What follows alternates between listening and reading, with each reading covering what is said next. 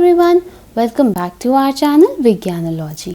Last video में हमने पढ़ा about lines, angles and their properties और इस वीडियो में हम पढ़ेंगे about parallel lines, transversals and properties of a triangle. So let's begin. Let us see what's a transversal.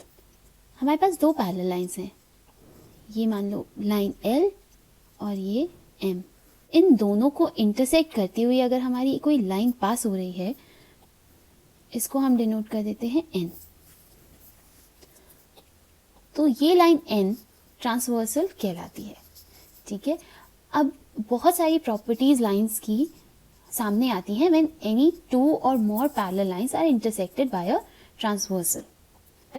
Let's see what all we need to keep in mind when we are talking about a system of parallel lines and a transversal. सबसे पहले interior angles और exterior angles. देखो, as the name suggest, interior angles would be जो interior में form हो रहे हैं angles. मतलब अगर हम ये सिस्टम देख रहे हैं तो ये पार्ट हमारा अंदर का पार्ट है, तो ये जो चार एंगल्स बनेंगे ये हमारे इंटीरियर एंगल्स कहलाते हैं। और जो ये बाहर के चार एंगल्स बन रहे हैं वो एक्सटीरियर एंगल्स कहलाते हैं। ब्रॉडली अगर हम देखें तो 4 interior angles and 4 exterior angles. ये हमें मिलता है whenever any line intersects two parallel lines. इन एंगल्स के आगे चल के और भी क्लासिफिकेशंस हैं, लेट्स लुक एट देम। देखो कौन से एंगल्स होते हैं हमारे पास। Corresponding angles, then we have alternate interior angles, then we have alternate exterior angles, and we also study about the relationship between interior angles on the same side of the transversal. ये हमारा system है parallel lines का। ये जो angles बनते हैं, angle 1, angle 2 या फिर एंगल 3 और angle 4, angle 5, angle 6, angle 7, angle 8। तो angle 1 and angle 2, angle 3 and angle 4, angle 5 and angle 6 and angle 7 and angle 8, ये सब बनाते हैं पेयर्स ऑफ कॉरेस्पॉन्डिंग एंगल्स। देखो कॉरेस्पॉन्डिंग एंगल्स क्या होते हैं। आपकी पैरेलल लाइंस जब ट्रांसवर्सल से इंटरसेक्ट कर रही हैं तो ट्रांसवर्सल की सेम साइड पे और पैरेलल लाइंस के ऊपर सेम डायरेक्शन में जो एंगल हमें मिलते हैं वो पेयर कॉरेस्पॉन्डिंग एंगल्स कहलाते हैं। देखो जैसे 1 और 2 देखें तो ट्रांसवर्सल के राइट हैंड साइड पे है और दोनों पैरेलल लाइंस के ऊपर वाला एंगल है। इन कंडीशंस को मीट करते हुए दो ही एंगल्स बचेंगे, 1 एंड 2। अगर हम ट्रांसवर्सल की राइट साइड में ही पैरेलल लाइंस के नीचे की तरफ का एंगल देखें तो वो 6 और 5, ये ही दो एंगल्स बचेंगे, राइट। ऐसे ही लेफ्ट साइड में ऊपर की साइड 3 एंड 4, नीचे की side 8 and 7। So this is how you can remember कि कॉरेस्पॉन्डिंग एंगल्स का एग्जैक्ट पेयर क्या बनेगा। अगर हमारे पास 1 है तो 1 के साथ 2 ही मिलके कॉरेस्पॉन्डिंग एंगल्स का पेयर बनाएगा, करेक्ट। सो ये हमारा है कॉरेस्पॉन्डिंग एंगल्स। अब हम ऑल्टरनेट इंटीरियर एंगल्स को देखते हैं। देखो ऑल्टरनेट का मतलब क्या होता है कि हमने एक चीज को कंसिडर किया, उसकी नेक्स्ट को हमने स्किप किया और फिर उसकी नेक्स्ट को कंसिडर किया। तो अगर हम इस फिगर में देखें, अगर हम ये एंगल लेते हैं, यहाँ चले हम इस एंगल को स्किप किया तो ये एंगल मिलेगा हमें। अगर हम इस एंगल से इस डायरेक्शन में चलते हैं तो ये हमें स्किप करके ये वाला एंगल मिलेगा। अगर हम इस एंगल को कंसिडर करें तो ये स्किप करके हमें ये वाला एंगल मिलेगा। तो ये देखते हुए हमें दो चीजों पे ध्यान रखना है। देखो ऑल्टरनेट इंटीरियर एंगल, यहाँ पे दो कीवर्ड्स हैं, ऑल्टरनेट एंड इंटीरियर। ऑल्टरनेट का मतलब हमने अभी अभी देखा, इंटीरियर का मतलब ये वाले एंगल्स, राइट। तो ऑल्टरनेट इंटीरियर एंगल्स क्या बनेंगे हमारे, जो एंगल्स अंदर हैं उसमें हम ऐसी रिलेशनशिप डेवलप कर रहे हैं एंगल्स में कि हम जो एंगल कंसिडर कर रहे हैं उससे नेक्स्ट एंगल को स्किप करके उसका नेक्स्ट एंगल हम पेयर बना रहे हैं। तो इस फिगर में अगर हम देखें तो कौन से एंगल्स ऑल्टरनेट इंटीरियर एंगल का पेयर बनेंगे, angle 6 and angle 4 right, angle 8 and angle 2। तो ये हमारे दो पेयर्स बन गए ऑल्टरनेट इंटीरियर एंगल्स के। अब नेक्स्ट हमारा है ऑल्टरनेट एक्सटीरियर एंगल्स। अब सिमिलरली इसमें दो कीवर्ड्स क्या हैं, ऑल्टरनेट एंड एक्सटीरियर। तो पहले एक्सटीरियर देखें तो ये 4 एंगल्स, इनमें ऑल्टरनेट 1 हमने कंसिडर किया, 3 को स्किप किया, 7 पे आ गए बिकॉज एक्सटीरियर एंगल्स देखने थे। 3 को हमने कंसिडर किया, 7 को स्किप किया, 5 पे आ गए। तो ये पेयर हमारा क्या बनेगा, angle 1 and angle 7, angle 3 and angle 5। तो we can also say alternate का मतलब हम इस केस में ये कंसिडर कर सकते हैं कि ऑपोजिट एंगल होंगे, लेकिन इंटीरियर और एक्सटीरियर ये दो कीवर्ड्स याद रखने हैं। इंटीरियर है तो यहाँ पे ऑपोजिट हम इसको नहीं मान सकते, तो इसका ऑपोजिट इधर आएगा 2 हो जाएगा, 6 का ऑपोजिट 4 हो जाएगा, 1 का ऑपोजिट एक्सटीरियर एंगल में देखेंगे तो ये 7 हो गया, 3 का ऑपोजिट 5 हो गया। ओके, अब हमें देखना है interior angles on the same side of the transversal। Interior angles and same side, ये हमारे कीवर्ड्स हैं, मतलब ये हमारा फोकस का एरिया है और same side of the transversal, इधर या इधर। तो राइट हैंड साइड पे हम देखें तो 6 एंड 2 मिलता है, लेफ्ट साइड पे देखें तो 8 एंड 4 मिलता है। तो ये हो गया 6 एंड 2 एंड 8 एंड 4। ये हमें कुछ इंपॉर्टेंट एंगल्स के पेयर्स समझने थे जिनका प्रॉपर्टीज ऑफ पैरेलल लाइंस में बहुत बड़ा रोल होता है। सबसे पहले हम कुछ एक्सियम्स देखते हैं। एक्सियम का मतलब क्या होता है, it's almost like a rule, ठीक है, मतलब हम मानते हैं कि ये सही है। We are not trying to prove it theoretically, हम डायग्राम्स बना के कंफर्म कर सकते हैं कि जो ये एक्सियम कह रहे हैं वो करेक्ट है। If a transversal intersects two parallel lines, then each pair of corresponding angles is equal। ये हमारी parallel lines हैं, ये हमारा transversal। अब देखिए corresponding angles इसमें कौन से बनेंगे, अगर हम देखें तो 1, 2। कैसे देखा था हमने, same side of the transversal and same direction from the parallel lines। तो ये एक पेयर हमें मिल गया। Then we also have ये पेयर, फिर हमारे पास है ये pair and then we have this pair. तो एज पर एक्सियम 1 हमारा angle 1 will be equal to angle 2, angle 3 is equal to angle 4, angle 5 is equal to angle 6 and angle 7 is equal to angle 8। If you try to measure also तो will find out कि ये angles actually equal ही हैं, because this is one of the basic properties of parallel lines कि parallel lines जब intersect कर रही हैं एक और लाइन से तो ये वाले एंगल्स के पेयर्स हमेशा equal होंगे। अब इसका कॉन्वर्स भी ट्रू होता है। कॉन्वर्स मतलब उल्टा, कि अगर हमें ये कंडीशन दी हुई है किसी दो लाइंस और एक ट्रांसवर्सल के लिए, तो ये जो दो लाइंस हैं वो डेफिनेटली पैरेलल होंगी। So when two lines are parallel and are intersected by a transversal, then the pair of corresponding angles are equal।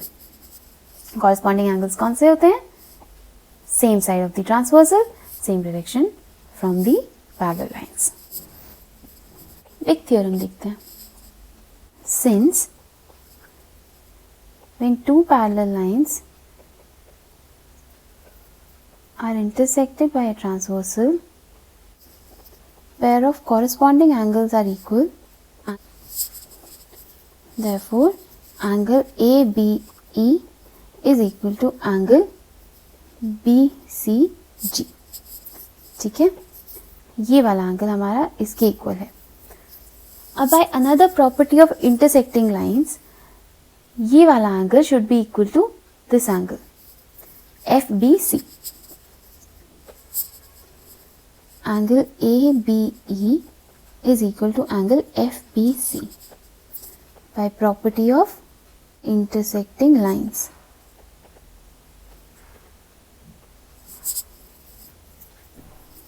Comparing one and 2. Can we say angle ABE is equal to angle BCG is equal to angle FBC? अब सिर्फ इन दो angles पे अगर focus करें तो BCG and FBC मतलब ये angle और ये एंगल, अभी हमने देखा कि ये दोनों ऑपोजिट हैं और इंटीरियर हैं, तो कैन वी से therefore alternate interior angles BCG is equal to angle FBC, hence proved. अब इसका भी कॉन्वर्स इज ट्रू कि अगर आपको ये कंडीशन दी हुई है कि ऑल्टरनेट इंटीरियर एंगल्स इक्वल हैं तो वो दो लाइंस पैरेलल होंगी। तो ये बेसिकली बस पैरेलल लाइंस की प्रॉपर्टीज हैं। We are just trying to prove them so that we have a better understanding and we are able to remember these for a long time. Next theorem, if transversal intersects two parallel lines, then each pair of interior angles on the same side of the transversal is supplementary. So we saw some time back कि interior angles on the same side of the transversal मतलब ये वाला pair और ये वाला pair, ये हमें prove करना है कि ये सप्लीमेंट्री होता है। Let's see how. देखो, since ABCD is a straight line, हम बोल सकते हैं कि angle ABE plus angle EBC will be equal to 180 degree. Straight line की प्रॉपर्टी होती है ये। We have studied about this in the previous lecture. I'll link the video here so that if you have any confusion you can go back and get that cleared. So, ये हमने straight line की property से लिख लिया। अब parallel lines की property हमने अभी अभी पढ़ी है that when two lines are parallel the pair of corresponding angles are equal. तो इन एंगल्स में अगर हम देखें तो एंगल ABE और angle BCH are corresponding angles and they have to be equal because these two lines are parallel. तो angle ABE is equal to angle BCH. Why? Because they are corresponding angles. If we replace ABE with BCH in equation 1, can we write equation 1 as angle BCH plus angle EBC is equal to 180 degree? Right? BCH is equal to ABE, so that doesn't make any difference. Now BCH is this, EBC is this. So we have that these two angles together make a sum of 180 degree. Alternatively, we can say that angle BCH and angle EBC are supplementary angles. I hope you remember this from the previous video. So again, hence proved. इसका converse भी true है। अगर इन दोनों का सम 180 degree है और इन दोनों का भी सम 180 डिग्री है तो ये दोनों एंगल्स इक्वल होंगे, तो कॉरेस्पॉन्डिंग एंगल्स इक्वल हुए तो मतलब ये दोनों लाइंस पैरेलल होंगी। So for every property that we have for two parallel lines, उसका कन्वर्स देखेंगे अगर, तो विल हैव अ कंडीशन जिसको यूज करके we can prove how two lines are parallel. Let's move on to the next theorem. Lines which are parallel to the same line are parallel to each other. Let's say line L is parallel to line M and line N is also parallel to line M. Since line L is parallel to line M, तो ये जो दो angles हैं, angle 1 will be equal to angle 2 corresponding angles. Similarly, अगर हम N और M में देखें, angle 2 will be equal to angle 3, again corresponding angles. Now comparing equation 1 and 2, can we write angle 1 is equal to angle 3? So 1 is equal to angle 3. Now these are corresponding angles for lines L and N with transversal Q.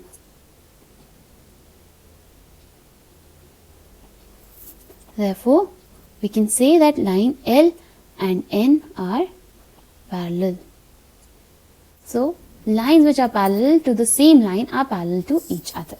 Our next theorem is a very important theorem. ये property of a triangle हमने number of times use किया है in different problems directly और indirectly. इसको बोलते हैं हम angle sum property of a triangle. Let's consider a triangle ABC. ठीक है, अब इसमें what we do is we extend the baseline in both directions and opposite vertex से हम एक line draw करते हैं which is parallel to the baseline. We have angle ABC. First of all, let's draw a line DAE parallel to the base BC of the triangle ABC. Now we have line DAE parallel to line BC and a transversal AB. So we can write line DAE parallel to line FBC and AB as transversal. In this case, angle DAB is equal to angle ABC. ये हो गए हमारे alternate interior angles. Similarly, parallel lines हमारे same हैं, but transversal is AC this time. So using the same alternate interior angles property, we can write angle EAC is equal to angle ACB. Line DAE is a straight line. This implies angle DAB plus angle BAC plus angle CAE is equal to 180 degree. This is the property of a straight line and we have discussed the same in our previous video. Using equation 1 and 2,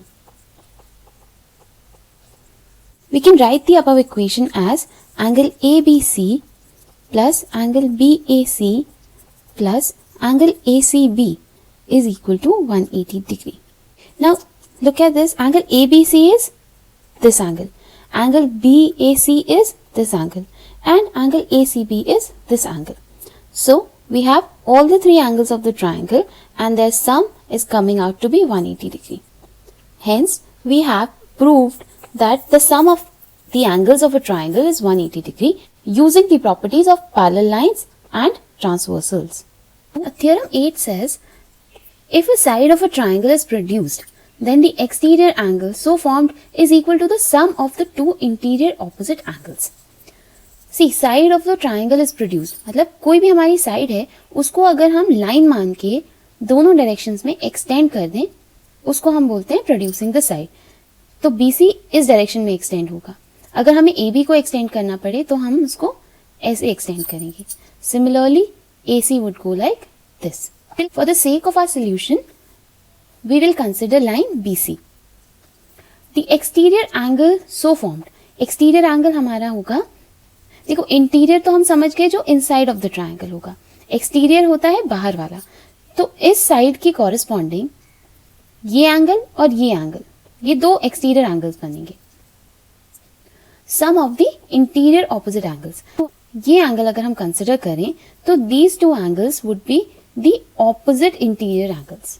we have to prove that this angle is equal to the sum of these two angles. Line DE passing through A. First of all, we'll draw line DE parallel to line BC passing through vertex A, which is the opposite vertex.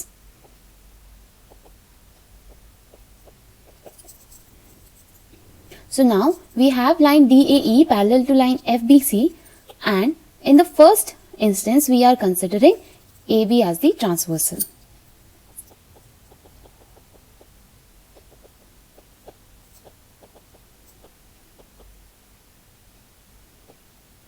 We can write angle FBA is equal to angle BAE, alternate interior angles. Also from the figure we can observe that angle BAE is a sum of angle BAC and angle CAE. This angle is formed by this angle plus this angle. Correct? Now when we consider lines DAE parallel to line BCG and AC as transversal,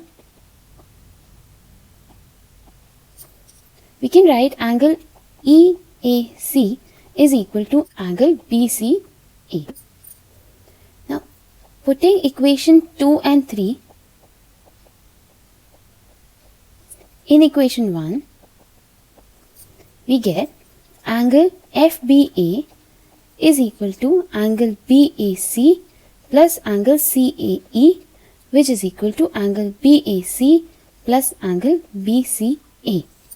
This is the exterior angle and these two are the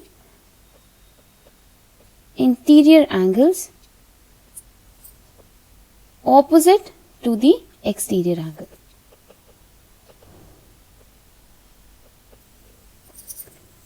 Hence, we have proved that the exterior angle is equal to the sum of the two interior opposite angles. And again, this is a very important property which could be useful in so many different questions. I hope you liked the video. Please give a thumbs up and share the video with your friends. Don't forget to subscribe the channel and press the bell icon for regular updates. Thank you for watching.